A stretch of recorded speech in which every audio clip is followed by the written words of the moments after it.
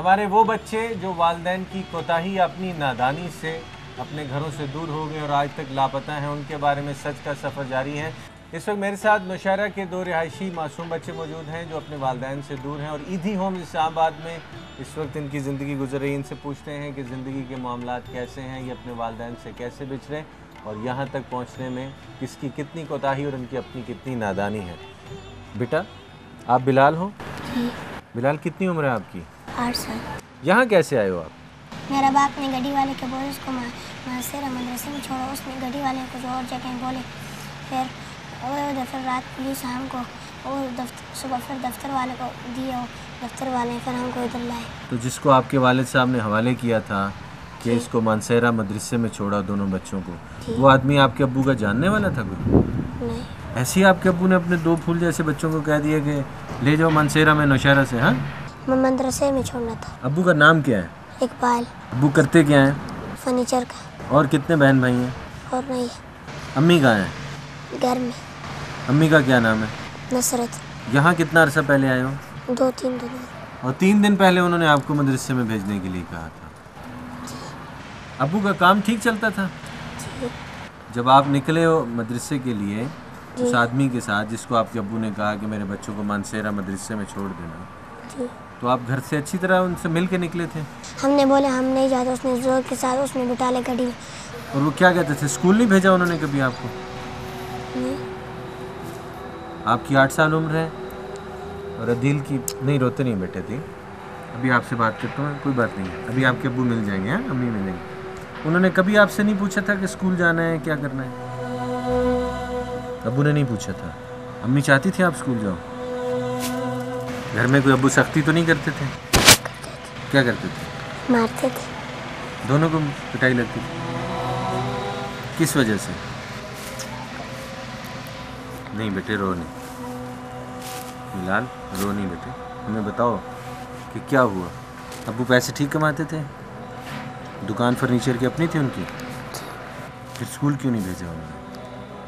जब उनके पास पैसे भी थे, आप दोनों के अलावा उनके और बेटे भी नहीं हैं, कोई और बेटी भी नहीं है, फिर वो आपको पढ़ाते क्यों नहीं थे स्कूल? कभी पूछा था उनसे? अम्मी ने पूछा था कभी? अम्मी रोई थी जब आप निकलने लगे थे वहाँ से? अच्छा, अभी रो क्यों रहे हो? अम्मी याद आ रही है अब्बू?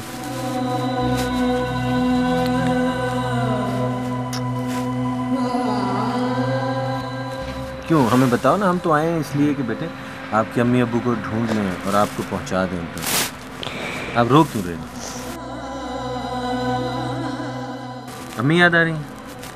देखो बिलाल, हम इसलिए आए हैं आपके पास बेटे कि आपको और अदील को हम टीवी पे दिखाएंगे, आपके अब्बू आपके मोहल्ले वाले देखेंगे नौशहरा में और आपको यहाँ ईदी होम इस्लामाबाद से ले जाएंगे, ठीक है? इसलिए रो नहीं मेरे बच्चे, शाबाश।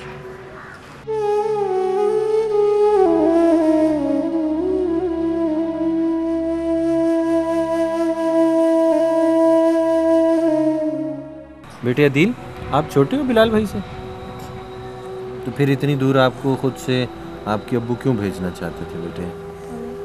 नहीं बेटे, इतने बड़ी बात है ये और इसका पता तो होना चाहिए आपको। अब्बू प्यार करते हैं घर में? अब्बू प्यार ही नहीं करते? अरे इतने खूबसूरत बेटों से प्यार ही नहीं करते अब्बू, ये कैसे हो सकता है? अम्मी प्यार करती हैं, फिर उन्होंने क्यों जाने दिया आपको?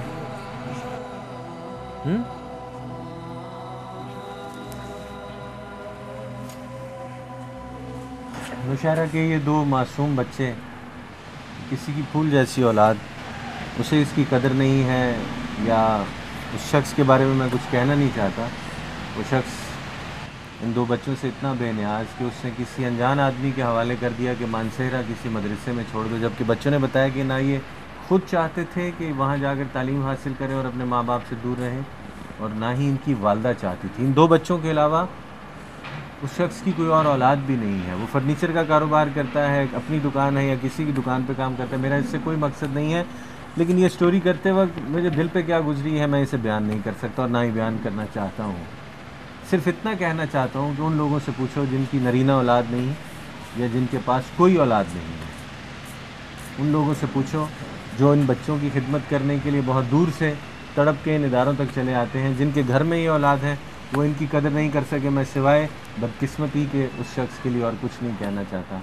अल्लाह रब्बुल इज़्ज़त उसे हिदायत दे और इन बच्चों का मुस्तकबिल संवार दे। मुआशरे में ऐसे लोग जो कि ऐसे मुजरिमाना गफलत करते हैं अपनी औलाद के साथ, यकीनन उन्हें इतने खूबसूरत बच्चों का माँ बाप होने का कोई हक़ नहीं। बाकी तफसीलात क्या हैं, मेरे इर्द गिर्द मासूम बच्चों की ज़िंदगियों पे क्या गुजर रही हैं, तफसीलात जानने के लिए सच के सफ़र में मेरे साथ रहिएगा।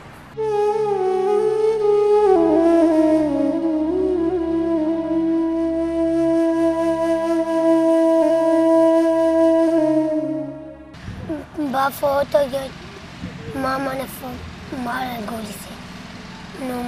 माँ दूसरी शादी की है। बाबा को किसने गोली से मारा है? मामा ने। मामू ने? किस वजह से? पता नहीं लगते।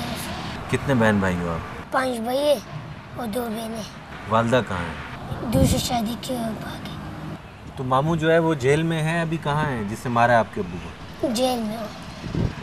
केस चल रहा है? अम्मी मिलती हैं आपको शोएब? बाकी बहन भाई कहाँ हैं? बाकी बहन भाई पेशावर है। किसके पास रहते हैं? भाई के पास। तो भाई जब उनको रख रहा था सबको, तो आपको क्यों नहीं रखा उससे? वो मैं मुल्तान गया था। मुल्तानी मेरे भैया आए तो मेरी 2 बहनें थी। मेरे भैया आए तो 2 बहनों के लेकर गया। फिर बाजी का गई थी मेरे भाई का भी ना पता नहीं लगते। बाजी अगते 2-3 दिन बाद तेरे भैया आएगा। सबसे बड़ा भाई कितनी उम्र का है? घूम गया वो। कितनी उम्र है? 20 साल होंगे। घर में खाना पीना राशन कौन लेके आता है? भाई। क्या काम करता है वो? मिस्त्री का काम करते हैं। पैसे ठीक कमाता है? हाँ। बाकी बहन भाइयों को वही देखभाल करता है? हाँ जी। अब्बू याद आते होंगे बहुत, अम्मी भी याद आती है। अम्मी कभी मिलने नहीं आई दूसरी शादी करने के बाद? अब क्या चाहते हो ज़िंदगी? पढ़ना भी हम चाहते हो, भाई के साथ भी हम चाहते हैं। भाई के साथ भी रहना चाहते हो? और अगर वो नहीं लेके गया, जैसे वो यहाँ छोड़ गया आपको इदारे में, फिर क्या करोगे? फिर इदारे पे होंगे। पेशावर स्कीम मोड़ के रहने वाले शोएब खान की दास्तान आपने सुनी। बच्चा 8.5 साल की उम्र में यतीम हुआ और इसके सगे मामू ने इसके बाप की जान ले ली। उसके बाद वो खुद जेल चला गया। इनका वालिद साहब रिक्शा चलाता था, अपने 6 बच्चों की देखभाल बड़ी अच्छी तरह से करता था। वालदा ने इस सानहे के बाद दूसरी शादी कर ली और आज अपने 6 बच्चों से बेनियाज हो गई है। ऐसे में शोएब खान और इसके बाकी बहन भाइयों का क्या होगा, जबकि इसने बताया कि इसका सबसे बड़ा भाई जो कि 20 साल की उम्र का है वो गूंगा बहरा है और इनकी कफालत नहीं कर सकता। सरकार और मुआशरे के सामने मैं ये सवाल रखता हूँ और ख़ुद से भी सवाल करता हूँ कि ऐसे मासूम बच्चों का क्या होगा, क्या हम इनके लिए कुछ कर सकते हैं? बाकी तफसीलात क्या हैं और मेरे इर्द गिर्द वो बच्चे जो अपने वालिदैन से दूर हो गए हैं, ज़िंदगी में तालीम हासिल नहीं कर सकते और इंतहाई बेबसी की कसम पुरसी की ज़िंदगी गुजार रहे हैं, उनकी तफसीलात क्या हैं जानने के लिए सच के सफ़र में मेरे साथ रहिए।